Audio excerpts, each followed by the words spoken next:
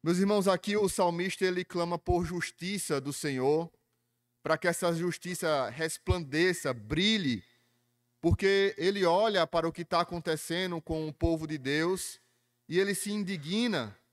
E ele clama ao Senhor: Senhor, até quando o Senhor permitirá que os ímpios vivam assim, que os ímpios eles escarneçam do teu nome, escarneçam do teu povo, daqueles que te amam? E o salmista, indignado, clama ao único que tem a vingança nas suas mãos, que é o Senhor. E nós sabemos, aqueles que têm acompanhado a reunião de oração, que essa vingança de Deus, ela se dá nas nossas vidas também por meio do magistrado civil. Mas aqui, o salmista, ele clama ao Senhor para que os inimigos de Deus e aqueles que atacam a sua igreja sejam todos destruídos.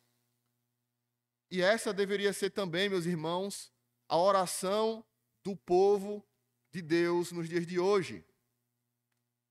Aqueles que perseguem a verdade de Deus, aqueles que perseguem a igreja do Senhor, nós deveríamos nos indignar. Mas muitas vezes no mundo que nós vivemos, no mundo caído, as nossas mentes acabam ficando cauterizadas e as pessoas blasfemam do nome do Senhor, blasfemam das verdades da igreja, blasfemam do povo de Deus, e isso não gera mais no seu povo indignação. Mas, por outro lado, se nós devemos ter a indignação do salmista com tudo isso que acontece, com todas essas perseguições e desmandos que os ímpios fazem na terra, um outro ponto que aí eu quero caminhar para aquele que nós iremos também pedindo perdão ao Senhor nesta manhã, é que nós, muitas vezes, temos algumas atitudes dos ímpios, ou nós não pecamos mais? A própria não indignação, o próprio não ódio com as coisas que Deus odeia, já é pecado em si. A indiferença com essa maldade é pecado. Mas diversos outros pecados que são mencionados aqui nessa porção do Salmo, nós também cometemos. Ou nós não cometemos o pecado da soberba? Será que nós não somos muitas vezes soberbos, inclusive diante do Senhor e da sua providência?